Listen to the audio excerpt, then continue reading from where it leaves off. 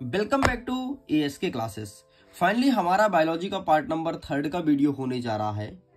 इन सारे क्वेश्चंस को आपको बहुत अच्छे से तैयार करना है क्योंकि ये सारे क्वेश्चन बूस्टर डोज के हैं। फिर बोलोगे सर बूस्टर डोज तो ऐसे आता था, हम कैसे माने? हाँ मुझे पता है तुम्हें यकीन करना मुश्किल होगा क्योंकि बूस्टर डोज तो ऐसे आता है ना। लेकिन परेशान मत हो, बूस्टर डोज ऐसे ना लाने का सबसे बड़ा कारण ये है कि बहुत सारे स्टूडेंट्स कह रहे थे कि सर बायोलॉजी का बूस्टर डोज जब भी रिकॉर्ड करना आंसर सहित रिकॉर्ड करना। तो देखो यार, आंसर तो मैं कैसे बना पाता, बूस्टर डोज तो हमेशा ऐसे आता है ना। फिर मुझे आंसर दिखाना बहुत टफ होता, तो मैंने क्या किया कि सारे बूस्टर डोज के क्वेश्चंस को मैंने बुक में ढूंढा। मैं सोचा कि चलो बुक से ही बता देता हूं। तो पूरे क्वेश्चन को अच्छे देख लेना, सारे क्वेश्चन बूस्टर डोज के हैं, परेशान मत होना, भरोसा रखो। पूरे क्वेश्चन जब मैं बोल रहा हूं बूस्टर डोज के मतलब है, मैं आपके साथ भला गलत क्यों करूंगा, मैं झूठ क्यों बोलूंगा, इसलिए सारे क्वेश्चन को अच्छे से कर लीजिएगा। वैसे ऑलरेडी 2 पार्टों में वीडियो अपलोड है, ये हमारा तीसरा पार्ट होने जा रहा है जिसमें अध्याय 9, 10, 11, 12, 13 5 अध्याय को कवर करेंगे। सारे क्वेश्चन को अच्छे से देख लेंगे। ज्यादा क्वेश्चन नहीं बताऊंगा, मुश्किल से आपको 10 प्रश्न बताऊंगा और 10 के 10 में से प्रश्न आएंगे। ठीक है, 9 पाठ आज कवर करेंगे जैव अणु, जो कि पेज नंबर 79 में है। तो आइए 79 पेज नंबर ओपन कर लेते हैं और सीधे हम शुरू करते हैं। ये रहा हमारे सामने जैव अणु। इसे मैं थोड़ी जूम करता हूं ताकि आपका नजर कहीं भटके ना, टोटल आपके बुक में होना चाहिए। ओके, ये रहा। 1 नंबर के कौन से क्वेश्चन आएंगे इस पर हम डिस्कस नहीं करेंगे, हम सीधे 2 नंबर 3 नंबर वाले क्वेश्चन को डिस्कस करेंगे। सबसे पहले आपको देखना है प्रेरक क्या है। तो प्रेरक का मतलब क्या होता है, जो किसी भी रासायनिक अभिक्रिया को बढ़ाने में मदद करता है उसे प्रेरक कहते हैं। जैसे तुम दौड़ रहे हो है ना, और मैं क्या बोलूं, अरे भाई जैसे तुम्हारा नाम श्याम है, ठीक है, जैसे तुम रनिंग कर रहे हो, मैं बोलूं श्याम श्याम श्याम जीतना है, श्याम और तेज श्याम थोड़ी और दौड़ो, तो मैं तुम्हें बाहर से मोटिवेशन दूंगा और इसी मोटिवेशन के साथ तुम अच्छे से दौड़ भी पाओगे। तो बस यही कहलाएगा उत्प्रेरक। नेक्स्ट कहता है एपो एंजाइम और हेलो एंजाइम में अंतर था, इसे पढ़ लीजिएगा। ठीक है, ये एग्जाम में आएगा। एंड एलेनिनो अम्ल की संरचना सूत्र, तो एक नजर बस देखना। ठीक है, एक नजर बस देखना है, बाकी कुछ नहीं करना है, छोड़ दो भाई। 3 प्रश्न ही बताया हूं, इतना ही आपको प्रिपेयर करना है। हाँ, वाटसन तथा क्रिक द्वारा प्रस्तुत डीएनए का प्रतिरूप कैसा होता है? तो डीएनए का चित्र देख लो इस प्रकार से। ठीक है, एंड डीएनए और आरएनए में अंतर, 4 अंतर याद कर लेना, 4 नंबर का प्रश्न बनने वाला है। तो 4 अंतर याद होना चाहिए डीएनए और आरएनए में। एग्जाम में 100% मार्किंग होगी। ठीक है, तो प्लीज आप इसका भी स्क्रीनशॉट ले लीजिए। चलो थोड़ी तबीयत भी खराब सी लगने लगी यार, क्या हो गया समझ नहीं आ रहा, कोई बात नहीं। ठीक है, नेक्स्ट आपको जो क्वेश्चन देखना है वो है प्रोटीन के तृतीयक संरचना से क्या तात्पर्य है। ठीक है, प्रोटीन का संरचना, प्रोटीन इस प्रकार से होता है। ठीक है, एंड तृतीयक संरचना इस प्रकार से तुम्हें लिखना है, तो आप इसका स्क्रीनशॉट ले लो। ये प्रश्न 4 नंबर का है, इस पार्ट से 4 नंबर का एक प्रश्न आ रहा है। ठीक, बस इतना तुम्हें पढ़ना है। नेक्स्ट कहता है एंजाइम्स के क्या क्या गुण होते हैं, तो याद रखना उत्प्रेरक का गुण होता है। ठीक है, केवल टॉपिक याद रखना, कोलाइड का गुण होता है विशिष्टता और उत्क्रमणीयता, ये 2 नंबर का प्रश्न बनेगा। ठीक है, जितना बोल रहा हूं उतना करते जाना, बस छोड़ दो, पाठ खत्म। 4 प्रश्न बताया हूं मात्र पार्ट 9 से। पार्ट 10 से देख लेते हैं कौन कौन से क्वेश्चन आएगा। तो कोशिकीय चक्र एवं कोशिका विभाजन। ठीक है, कोशिकीय चक्र और कोशिका विभाजन, आइए देख लेते हैं यहां से कौन कौन सा बन रहा है। सबसे पहले यहां पर तुम्हें ये पता होना चाहिए कि समसूत्री विभाजन क्या है और अर्धसूत्री विभाजन क्या है, अच्छे से पढ़ लेना। 2 नंबर का प्रश्न बनेगा एक ठो। ठीक है, बाकी यहां से कोई क्वेश्चन नहीं आएगा, आप इन सारे क्वेश्चन को स्किप कर दीजिए। हाँ, ये देख लेना कि कोशिका चक्र में जीओ मतलब प्रशांत अवस्था क्या होती है, इसे प्लीज अच्छे से देख लेना।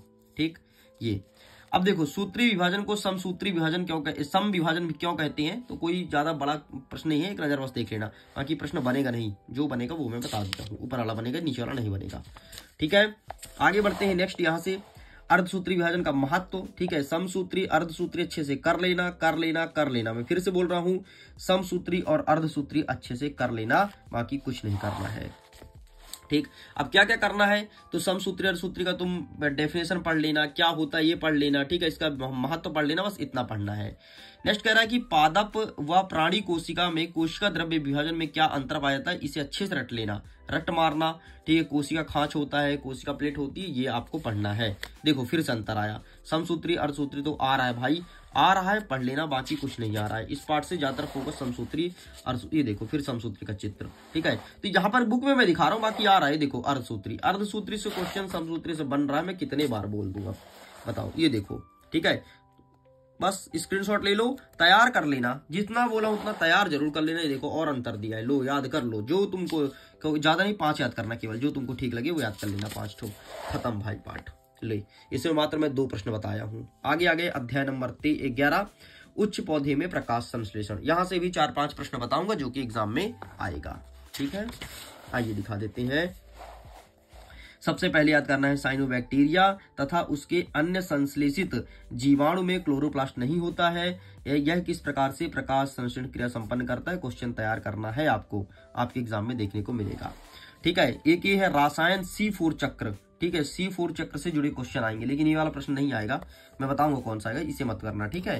देखो ईमानदारी से बता रहा हूँ भाई, जो नहीं आ रहा है उसको मैं क्यों टाइम वेस्ट करवाऊं, लेकिन जो आ रहा है उसको मैं बता रहा हूँ। हाँ ये प्रश्न तुम्हें पढ़ना है। देखो ये एक पौधे को बाहर मतलब बाह्य संरचना देख करके आप बता सकते हैं कि C3 या C4 है, कैसे इस क्वेश्चन को तैयार करना है, ठीक है।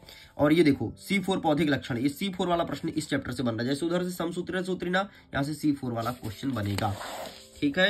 एंड ये देखो C3B3, ये देखो C4 पौधा, फिर से यहाँ पर लिखा है, यहाँ से क्वेश्चन आ रहा है ना, इसलिए बार बार बुक भी लिखा है। बुक का तो मुझे नहीं पता, लेकिन मुझे पता है यहाँ से क्वेश्चन आ रहा है, तो जो बताया हूँ वो चीज कर लेना, ठीक है।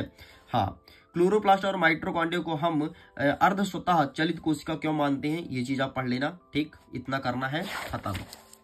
आगे बढ़ते हैं। हाँ, इसका चक्र जरूर याद कर लेना, C4 का चक्र क्या होता है, चित्र नहीं दिया क्या किताब में, एक बार देखना जरूर, अगर C4 का चक्र का चित्र दिया हो तो वो पढ़ लेना, ठीक है, ठीक। और किन परिस्थिति में C3 पादपों की तुलना में C4 पादप उच्च कोटि के होते हैं, यहां से तुम्हें ये चीज थोड़ी देख लेना है, ठीक। नेक्स्ट कहता है प्रकाश संश्लेषण क्रिया नहीं पढ़ना है, नहीं पूछेगा परीक्षा में, ठीक है, कुछ नहीं पूछेगा, कुछ नहीं पूछेगा, मेनली हाँ भैया ये रहा अंतर, मिल गया, इसी को मैं ढूंढ रहा था जब से, ठीक है। ये तो कभी नहीं पूछा है, इसके उसमें पूछा है पौधे में अंतर, एंड ये देखो C नंबर में लिखा है C3 C4 में पादप की पत्तियों में, ठीक है, ये कभी नहीं पूछा, ये मत करना, पथ मत करना, बताऊंगा क्या करना है, ठीक है। ये देख लेना चक्रीय और अचक्रीय, ठीक है, स्क्रीनशॉट ले लो, 100% मार्किंग हो रही, लेकिन ये तो कर ही लेना भैया, ये तो कर ही लेना, है ना। एक बार इसको छोड़ सकते हो तुम, चक्रीय वाला छोड़ दो, कोई दिक्कत नहीं, लेकिन इसे अगर छोड़े तो तुम्हारा एग्जाम का 4 नंबर का प्रश्न छूट जाएगा, ठीक है। नेक्स्ट बाकी इसे भी नहीं करना है, छोड़ देना, कोई दिक्कत नहीं। आ गए हम पाठ 12 में, ठीक है। आइए पाठ 12 क्वेश्चन को फटाफट देख लेते हैं, 2-4 प्रश्न देखेंगे। सबसे पहले पाठ 12 में हमें देखना है कि क्या होता है आक्सीय शोषण, क्या होता है अनाक्सीय शोषण, 2 नंबर का एक प्रश्न छपने वाला है, ठीक है। आक्सीय अनाक्सीय 10वीं में पढ़े थे, याद होगा, वही चीज तुम्हें याद रखना है, ठीक है। नेक्स्ट क्या है कि ये श्वसनीय पथ एक एम्फोबुल पथ होता है, इस पर चर्चा कीजिए, ये चीज शेष कर लेना, ठीक है। ऊपर वाला देख लो क्वेश्चन एक और है, पौधे के गमले को रात के समय सोने के कमरे में नहीं रखना चाहिए, क्यों, क्योंकि वो कार्बन डाइऑक्साइड गैस बहुत ज्यादा रिलीज करती है, इसलिए नहीं रखना चाहिए। तो ये क्वेश्चन तुम्हें तैयार करना है, बाकी कुछ नहीं, छोड़ दो, ठीक है। आक्सी नाक्सी में अंतर पढ़ना, बाकी ये क्या है, आक्सी कंडवन नहीं पूछता कभी, हाँ ये देख लेना, ठीक है। ये ग्लाइकोलाइसिस और क्रेब्स चक्र, ये दोनों अच्छे से कर लेना, ठीक, खत्म इस पार्ट से। क्रेब्स चक्र के चित्र संरचना ये देख लेना, ठीक है। ये क्रेब्स चक्र पढ़ लेना भाई, इसका चित्र पूछेगा, आज के पेपर में पूछ रहा है क्रेब्स चक्र का चित्र, ये अच्छे से देख लेना, खत्म। आक्सी नाक्सी मैंने पहले बता दिया है, अब इसको मैं क्या बार बार बताऊं, आपकी किताब में 50 बार वही प्रश्न लिखा है। अब आ गया अंतिम पाठ, ठीक है, पाठ 13, इसके भी क्वेश्चन को देख लेते हैं कौन कौन सा आ रहा है, ज्यादा नहीं, मात्र 2-3 प्रश्न आ रहा है इस चैप्टर से, ठीक है, 2-3 आ रहा है टोटल, ठीक है। हाँ, पौधे में एवेसिक हार्मोन्स का क्या महत्व है, ये क्वेश्चन आपको अच्छे से देखना है, ठीक। चलो आगे बढ़ते हैं। नेक्स्ट यहाँ से कुछ नहीं पढ़ना है, छोड़ दो, कोई दिक्कत नहीं है, कोई दिक्कत नहीं, छोड़ दो, यहाँ ज्यादा प्रश्न नहीं आ रहा है, ये वाला पढ़ लेना, ठीक है। प्रकृति वाला इसका स्क्रीनशॉट ले लो अगर पढ़ना चाहो तो, बाकी ज्यादा प्रश्न नहीं आ रहा है यहाँ से, ठीक। लो भैया खत्म, यहाँ से मात्र 2 प्रश्न तुम्हें बताया हूँ, ये एक 7वां नंबर और एक ये वाला 6वां नंबर। अब बताओ, इतना एक्यूरेसी के साथ तुम्हें क्वेश्चन बता दिया गया है और अब सबका आंसर भी दिखा दिया गया है, बूस्टर डोज के ही सारे क्वेश्चन है ना, मैं कुछ अपने से नहीं बता रहा हूँ। तो बस इतने क्वेश्चंस को कर लेना, आज एग्जाम में फोड़ दोगे। मैं जाते जाते फिर एक बार बोल देता हूँ, पुष्प का चित्र, पुष्प के सभी अंग का नाम, ये कर ही लेना बस। ओके स्टूडेंट्स, तो इस प्रकार से पूरा होता है कंप्लीट। वीडियो पसंद आया हो तो लाइक करिएगा, वीडियो को शेयर जरूर कीजिएगा। आप लोग लाइक नहीं करते हैं, बड़ी गंदी आदत है आपकी। और कमेंट करते हैं कि सर ये ला दो वो ला दो, तो अगर मैं आपके लिए करता हूं तो प्लीज आपका ही फर्ज बनता है कि लाइक तो कर दीजिए। ओके, सो मैं वीडियो करता हूँ। Thanks for watching. खुश रहिए, पढ़ते रहिए, मुस्कुराते रहिए। Bye bye.